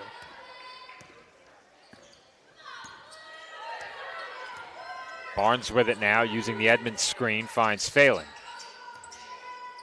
Barnes gets it right back, and that was kicked. Now you can tell that the Yellow Jackets have the scouting report on Phelan. She was well beyond the arc, and immediately Gurley closed out. Yeah, she thought about shooting that for a split second, but Gurley was right there. Didn't get to think about it for too long. 15 on the shot clock, ditto. In for Rose at the free throw line. Rose will shoot. No good, and a good effort there by Barnes to get a hand on it. Phelan can't hit the jumper. It got ditto. She was open in the corner, was Phelan. Still open. And can't hit. Bryant with the rebound. Missed chance right there for CSI. They had a couple open looks, but not able to knock down a jumper. And now need a good stop here on defense. Sometimes when you stand open for that long, it gets in your head a bit as a shooter. Bennett to the rim, and she will head back to the free throw line. Fortunate for the Dolphins, that did not go down. This is a critical point in the game now. A chance for Bennett to put the Yellow Jackets in front by 8. But if you're CSI, the time to solve your offensive woes that began around the midway point of the third quarter, that time is running out.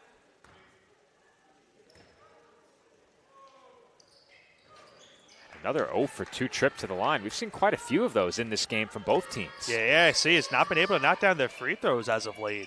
And that's keeping the Dolphins in this game. Rose left open again from the mid-range, takes a much tougher shot, and is able to finish. That was a tough finish right there by Rose, and a much-needed basket for the Dolphins. And They're hoping that she can finish off this and one right here. Kyra Rose will head to the line for one shot.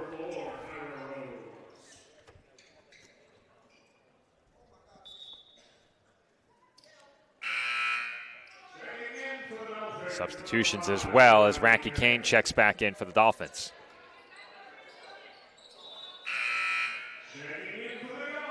Lots of substitutions coming in now as AIC brings in a couple new players. Believe it is 3 of the starting 5 or 4 of the starting 5 out there for AIC. Was getting a look on the Dolphins side. 4 of their 5 starters are in.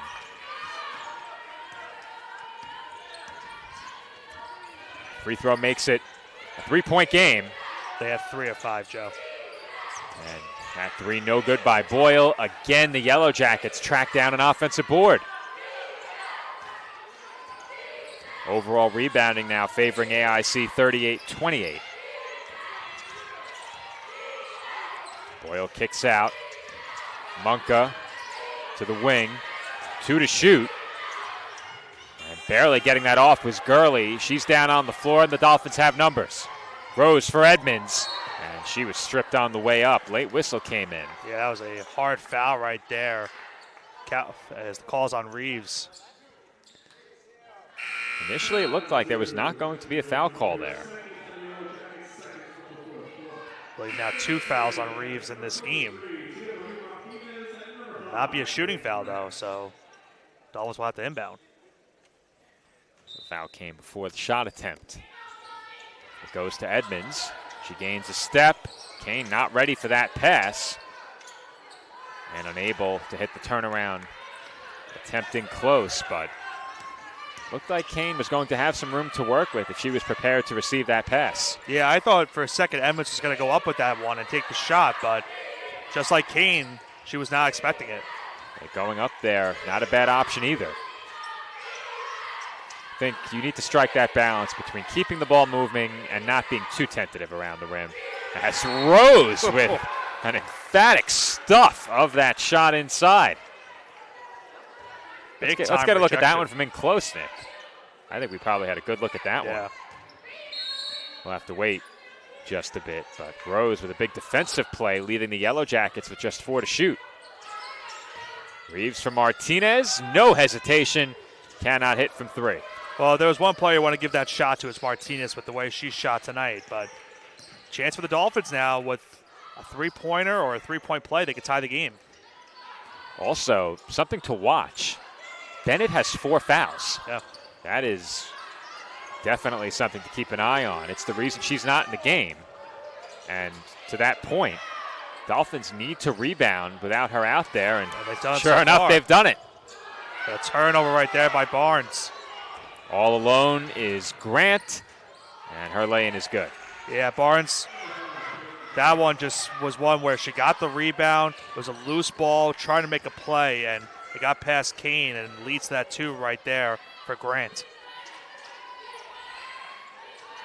Dolphins now trail by 5. Edmonds out to Rose. Shot fake by Rose. She's quickly doubled. Now Phelan on the wing. Dribbles it up top. Kane out to Barnes. Rose baseline. Can't finish. Meanwhile, down is LaCroix. Yeah, she got hit in the face. Yeah, might have taken an elbow or something. Well, if it's an elbow to the eyebrow, those are often really tough. And the trainer will head out to attend to LaCroix. So what we'll do is step aside and take a quick break right here. 5:40 to go in the game. The Yellow Jackets lead the Dolphins 57-52.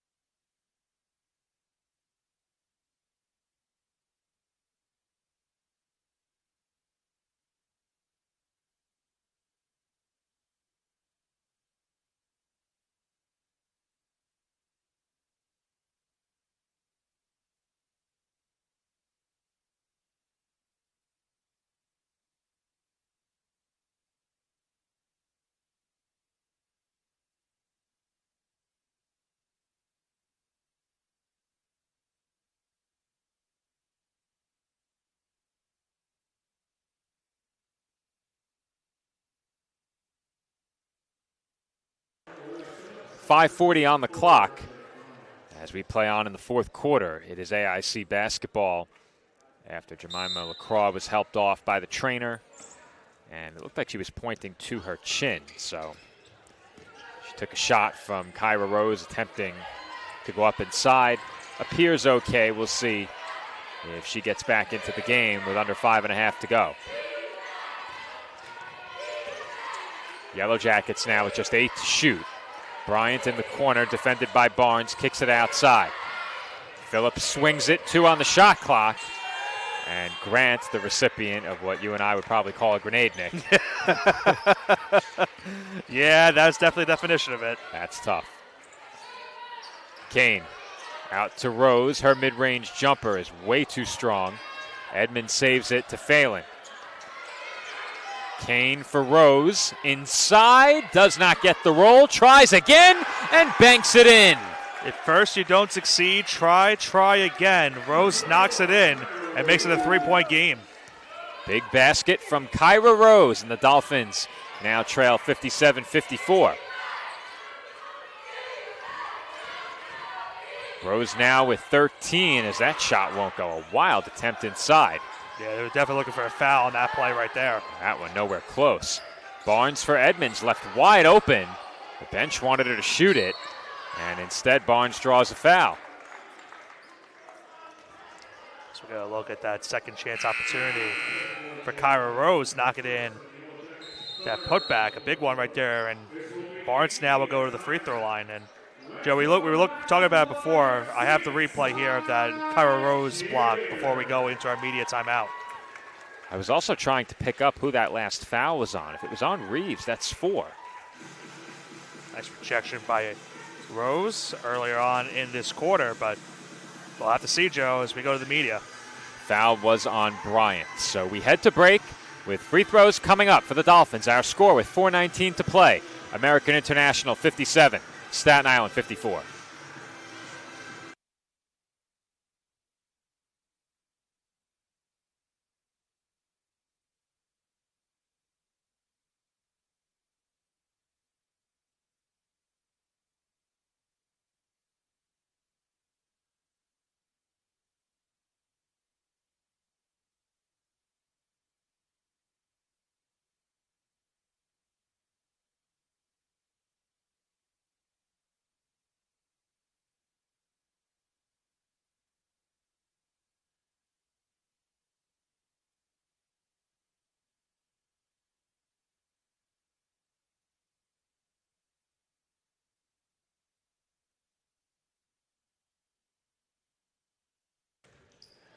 .419 to go from the College of Staten Island, where American International leads CSI 57-54.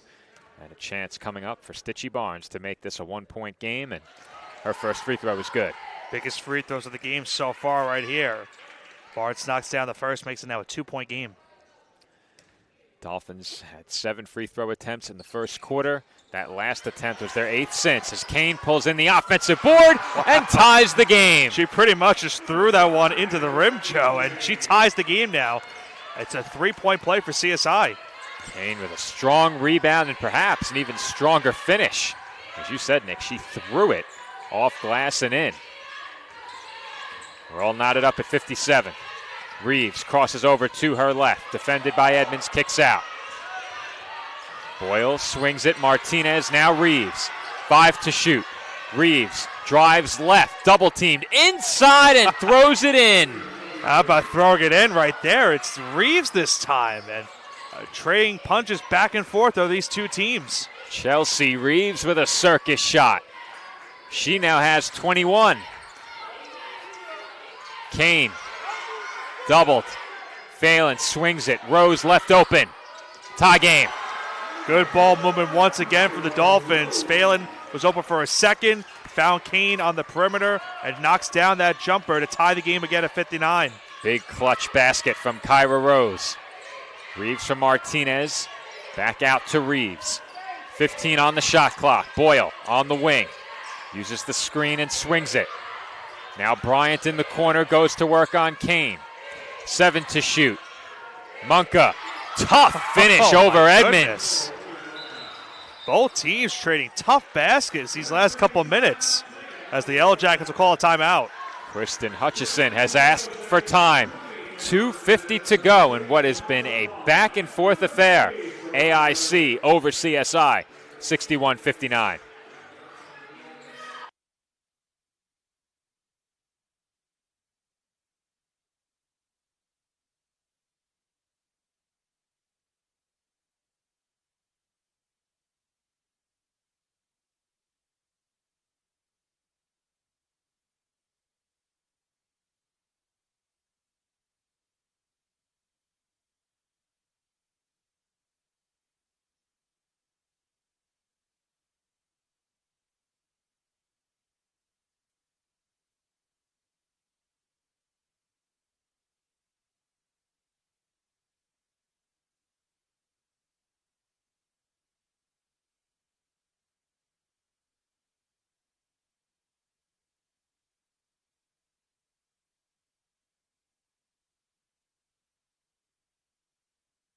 We apologize for that momentary video glitch. Nick, not sure what happened. I don't think the camera can handle these two offenses these last couple of minutes. Perhaps that's it.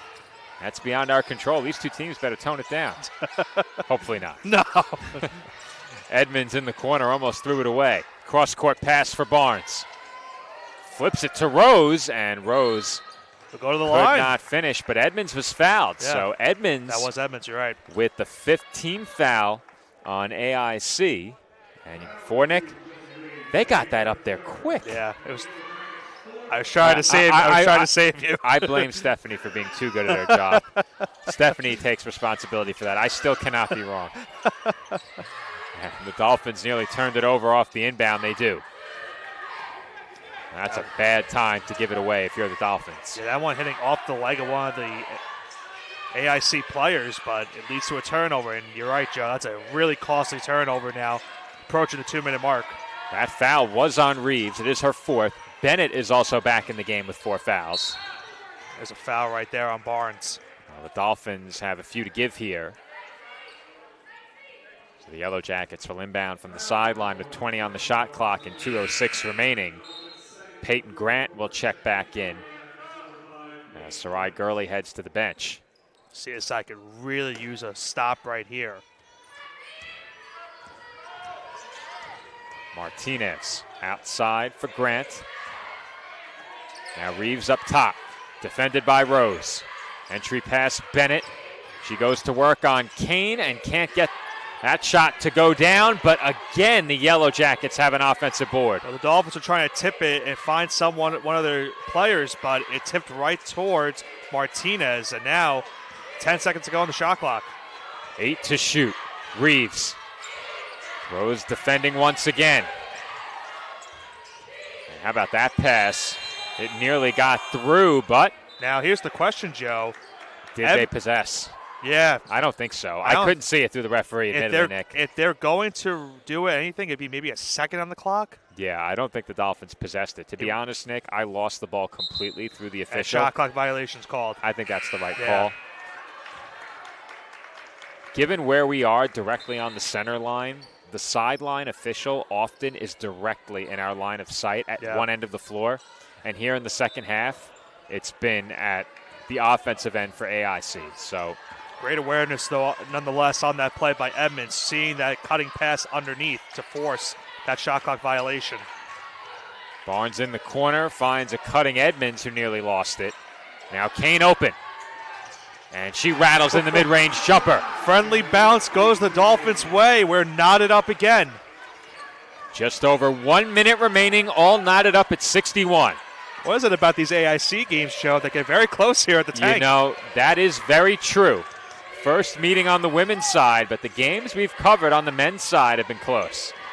Reeves, pull up, is good, and AIC goes back in front by 2. Reeves continues to be sensational tonight. Another big-time jump shot puts her team back up 2, 42 seconds to go. If you're the Dolphins, you'd love to give yourself a chance for a 2-for-1, but above all, you have to execute here. Barnes on the drive, banks it in! How many times have we seen Barnes just attacking the rim on that lay-in, and a nice job by Kane to give her some space. We're knotted up again. What a finish by Stitchy Barnes, and that did earn the Dolphins the 2-for-1. AIC cannot hold for the last shot, and they will take timeout with 18.2 remaining in the game and 14 on the shot clock. And Nick, I think it goes without saying, if you're the Dolphins here, you're looking for the big stop. However, that also includes securing the rebound. Well, I think right now it comes down to, I think you got to guard Reeves if you're on the defensive side. She's been the difference maker in this game in terms of points scored for this Yellow Jackets team. So I've got to first find her. That's going to be the number one option for the Yellow Jackets. But I'm looking also at Bennett and Martinez, who, Martinez has hit a couple three-pointers in this game tonight. Bennett hit that three-pointer to end the third quarter. So if they're going to double team or try to play heavily on Reeves, they have to be first careful of not allowing a foul, but also not allowing a wide-open three-point opportunity if they are potentially going to double team her. Well, we've seen the Dolphins do a really good job tonight of defending the Yellow Jackets from three-point range. They've held them to just 5 of 22 from beyond the arc. Overall, AIC shooting sub 35%. So the Dolphins continue the trend of holding opponents under 40% shooting. I mentioned it during the pregame. They've averaged allowing around 36% from the field this year. They've shot it extremely well at the offensive end, 46% for CSI tonight. Martinez defended by Barnes. Bounce pass for Reeves, almost got away, and she stepped on the baseline. Turnover by the Yellow Jackets. And you saw Barnes initially was getting frustrated. She was looking for a foul call for a push-off. And then I think there should have been one, Nick. Yeah, and then the Dolphins get a big break because Reeves steps on the baseline, and now the Dolphins show can go for the game-winning shot. Well, the Dolphins got a big break on that pass because Reeves was wide open. And, Nick, why don't you go into the in-tight angle if we have it and get a look at that sequence, because it looked like after what you and I both thought could have been called an offensive foul, Reeves had cut in wide open under the basket. And if the pass is on target, it's an easy 2. Yeah, you saw Martinez with a little bit of an elbow shot towards Barnes. That's what Barnes was looking for on the foul. No call there. It was a good pass underneath to find Reeves, but she couldn't handle the pass, tried to caress it, and then she stepped on the baseline. Well, unless it's very blatant, I think oftentimes that's a good no call, only because you don't want to see a game decided on an offensive foul call like that. If you're the Dolphins, you don't care anything about that. Right. You want that call. Barnes wanted it. Fortunately for Barnes and her teammates, they didn't need it. Now, where do you turn for a game-winning basket? I was about to ask you the same question, Joe. I think for me right now, I'm looking to keep it to a point where you're passing the ball around. It's been working. I mentioned it earlier in this game. I think it's going to go to Kyra Rose. I think if you're the Dolphins, Nick, whatever you do, you want to make sure it's the last shot. I think you set up a play for one of your players to go downhill. I think you're looking at the players who attack. Kane, Rose, Barnes. Get them going downhill. Right. Edmonds as well fits into that category. Get one of them moving. That's why I just kept speaking. I knew you'd get a timeout from either side after you get a look at what the other team comes out in. But you get the ball into the hands of one of the players that you're looking at as a downhill threat. So I think that would be Edmonds, that would be Rose, that would be Barnes, that would be Kane. And I think the look, ideally, is toward the baseline. When you get that player attacking baseline, you then bring in another offensive player down the middle. If the defense collapses, you probably have a good look at a free throw line jumper for the win. If they don't collapse aggressively enough, you get the look inside for a potential 2 points or a potential foul call.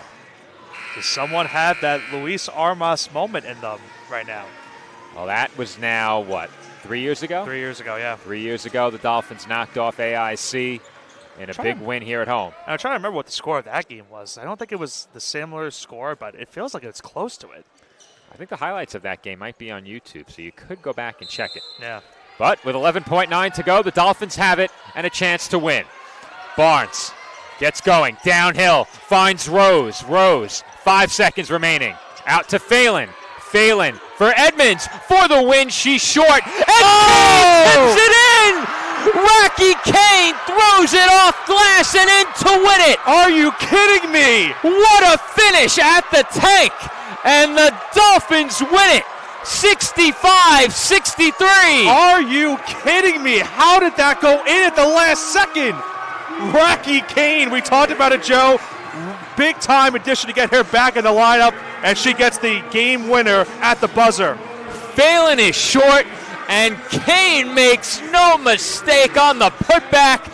A circus shot from the first-year Dolphin as CSI wins it 65-63. And Nick, I think we'll get a chance to talk to Racky about that one in just a few moments. 4 words, player of the game, 4 more. We'll be right back.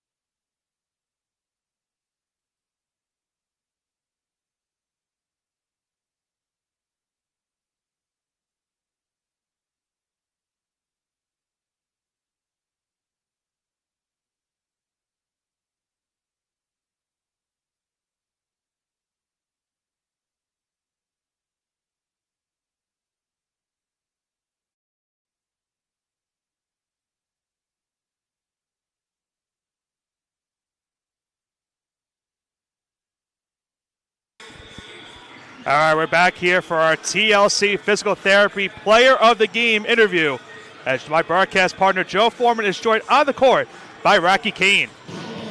We're joined on the floor by our TLC Physical Therapy Player of the Game, Racky Kane. And Racky, we have to talk about that last shot. Where does that rank for you among your top moments as a player? It certainly ranks up there for this team this season. That's definitely one of my best shots, one of my best moments. Felt good. I just seen the ball. It was like point-some seconds, so I just threw it. I ain't gonna lie. And I made it. A big shot and a big win for this team. You had to battle quite a bit in this game. They went in front at one point during the third quarter. This team had to respond from some tough times. How did they do it? How did they come together down the stretch? We're used to playing hard in practice, and we got to push each other in practice. And when we push each other in practice, it just turns into the game. And we just got to play hard to the last second, and that's what happened. Racky, congratulations on the win. Huge shot. The backdrop almost went down right into us, but we're still good. Nick, I'll throw it back over to you. Thanks to our TLC Physical Therapy Player of the Game, Racky Kane. Thank you. All right, thank you, Joe, and thank you to our TLC Physical Therapy Player of the Game, Racky Kane. What a finish here at the Tank between the Dolphins taking on American International College. And before we go and sign off here tonight for this first game of our doubleheader, keep in mind, folks, we still have another game here at the Tank as the Dolphins will take on the Wildcats of Wilmington University. But before we head into our send-off for this game, one more final look. The Dolphins getting the shot right there by Edmonds. It goes off of the front rim. Racky Kane throws it up and gets it at the buzzer. A thrilling finish here at the Tank for a Dolphin victory in this game. I'll be joined momentarily by my broadcast partner, Joe Foreman, for the final send-off. What a win for CSI in this game. A much-needed win now to improve their record, Joe, at 4-7. As I mentioned to our broadcast listeners, we still have another game to go here tonight. Yeah, that is a great start to a packed night of basketball, and we almost had to cut that interview a bit shorter than I wanted. The backdrop was coming down on us there, Nick. JJ ran into it for a second. He caught it. I felt the backdrop hit me in the back, and I said, all right, we might have to cut this one a bit short. But, you know, Racky Kane did that a bit earlier in the fourth quarter as well. Threw one off the window and in. That one was a bit of a circus shot. Yeah. It can't quite compare to that game winner. And, Nick, that moment has to feel so good for this Dolphins team. They recently lost 6 straight. They've now won back-to-back games, and still some very tough non-conference games coming up as we head into the new year. Yeah, that certainly could spark something for this team, Joe. When you have a thrilling victory like that over a team that was coming in red hot, 6-2 on the season, that could certainly help you gain some momentum these next couple of weeks. There's not much more I could say. Just a thrilling finish to the first of 2 games here tonight, and we'll see if this men's game can even top it. Well, you said, Nick, we have more basketball to come, and if I took a quick look out on the court, you could make the mistake that the Dolphins are taking on the Celtics tonight. But it is Wilmington University coming into the Tank this evening, and that game is coming up next. The CSI women knock off American International College 65-63. Coming up next, men's basketball takes on Wilmington University. That game streams exclusively on Flow College. Join us back here on Sportsnet and check out the men's game. Coming up next.